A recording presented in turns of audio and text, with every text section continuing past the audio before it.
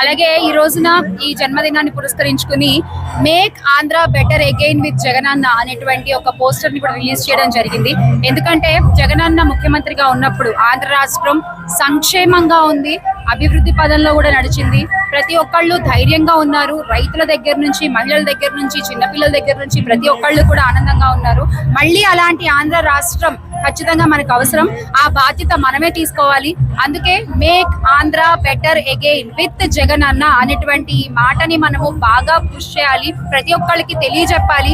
జగనన్న చేసిన మంచి కార్యక్రమాలు అంటే చాలా చేశాం కానీ ఏమీ చెప్పుకోలేకపోయామండి. 17 మెడికల్ కాలేజీలు అండి. ఎవరండి మొదలుపెట్టింది 17 మెడికల్ కాలేజీలు? అంటే వైఎస్ఆర్ గారు ₹1 డాక్టర్ గా చాలా ఫేమస్, మనందరికీ తెలుసు. మరి వైద్యం సామాన్య ప్రజలకు కూడా అందాలి అనేటువంటి ఒక గొప్ప ఉద్దేశంతో ఆయన ఆ రోజున ఆరోగ్యశ్రీని మొదలుపెట్టారు.